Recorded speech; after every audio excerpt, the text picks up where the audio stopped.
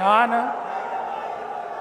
ഒ.ജെ. ജനീഷ് എന്ന ഞാൻ നിയമം വഴി സ്ഥാപിതമായ ഭാരതത്തിൻ്റെ ഭരണഘടനയോട് നിർവ്യാജമായ വിശ്വസ്തതയും കൂറും പുലർത്തുമെന്നും ഞാൻ ഭാരതത്തിൻ്റെ പരമാധികാരവും അഖണ്ഡതയും നിലനിർത്തുമെന്നും ഞാൻ കേരള സംസ്ഥാനത്തെ ഒരു മന്ത്രി എന്ന നിലയിലുള്ള എൻ്റെ കർത്തവ്യങ്ങൾ വിശ്വസ്തയോടും മനസാക്ഷിയെ മുൻനിർത്തിയും നിർവഹിക്കുമെന്നും ഭരണഘടനയും നിയമവും അനുസരിച്ച് ഭീതിയോ പക്ഷപാതമോ പ്രീതിയോ വിദ്വേഷമോ കൂടാതെ എല്ലാ തരത്തിലുള്ള ജനങ്ങൾക്കും നീതി ചെയ്യുമെന്നും ദൈവത്തിൻ്റെ നാമത്തിൽ സത്യം ചെയ്യുന്നു.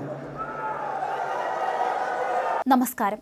വി.ഡി. സതീശൻ മന്ത്രിസഭയിലേക്ക് തികച്ചും അപ്രതീക്ഷിത എൻട്രി നടത്തി ശ്രദ്ധേയനായിരിക്കുകയാണ് യൂത്ത് കോൺഗ്രസ് സംസ്ഥാന അധ്യക്ഷൻ ഒ.ജെ. ജനീഷ്. തെരഞ്ഞെടുപ്പിലെ സ്ഥാനാർത്ഥിത്വം പോലും ജനീഷിനെ സംബന്ധിച്ച് പ്രതീക്ഷിക്കാതെ വന്നതായിരുന്നു.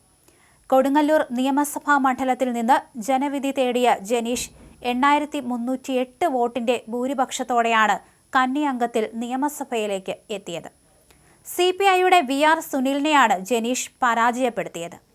ഏറ്റവും പ്രായം കുറഞ്ഞ മന്ത്രിയെന്ന പ്രത്യേകതയും ജനീഷിനുണ്ട്. കോൺഗ്രസ് പാർട്ടിയുടെ യുവജന വിഭാഗത്തിലെ ഇടപെടലിലൂടെയാണ് ജനീഷ് പ്രശസ്തിയിലേക്ക് ഉയർന്നത്.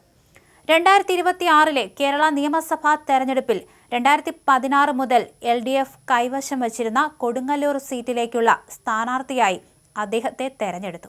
65,162 വോട്ടുകൾ നേടി കമ്മ്യൂണിസ്റ്റ് പാർട്ടി ഓഫ് ഇന്ത്യയുടെ നിലവിലെ VR സുനിൽകുമാറിനെ 8308 വോട്ടുകളുടെ ഭൂരിപക്ഷത്തിൽ അദ്ദേഹം പരാജയപ്പെടുത്തുകയായിരുന്നു. KSU പ്രവർത്തകനായാണ് പൊതുപ്രവർത്തന രംഗത്തേക്ക് അദ്ദേഹം കടന്നുവന്നത്. തുടർന്ന് യൂത്ത് കോൺഗ്രസിന്റെ തൃശൂർ ജില്ലാ പ്രസിഡന്റായും സംസ്ഥാന വൈസ് പ്രസിഡന്റായും അദ്ദേഹം പ്രവർത്തിച്ചു. പിന്നാലെ യൂത്ത് കോൺഗ്രസിന്റെ സംസ്ഥാന പ്രസിഡന്റുമായി. രാഹുൽ മാങ്കൂട്ടത്തിൽ രാജിവെച്ച പശ്ചാത്തലത്തിലാണ് ജനീഷ് യൂത്ത് കോൺഗ്രസിന്റെ പ്രസിഡന്റാകുന്നത്. ഇക്കുറി മത്സരിച്ച ആദ്യ തെരഞ്ഞെടുപ്പിൽ തന്നെ നിയമസഭാംഗമായി തെരഞ്ഞെടുക്കപ്പെട്ടു. യൂത്ത് കോൺഗ്രസ് സംസ്ഥാന പ്രസിഡന്റ് മത്സരിക്കുന്നു എന്നതിലൂടെ യുവാക്കളുടെ പിന്തുണ കിട്ടിയതായും ജനീഷിന്റെ നേതൃപാടവം തുണച്ചതുമായാണ് വിലയിരുത്തൽ. മാത്രമല്ല, NDAക്ക് കഴിഞ്ഞ തെരഞ്ഞെടുപ്പിൽ നേടിയതിനേക്കാൾ വോട്ട് കുറഞ്ഞതും ജനീഷിനെ വിജയത്തിലേക്ക് എത്തിക്കാൻ സഹായിച്ചു. 2021 BJP സ്ഥാനാർത്ഥിയായിരുന്ന സന്തോഷ് ചെറാക്കുളം 28,204 വോട്ടാണ് നേടിയത്.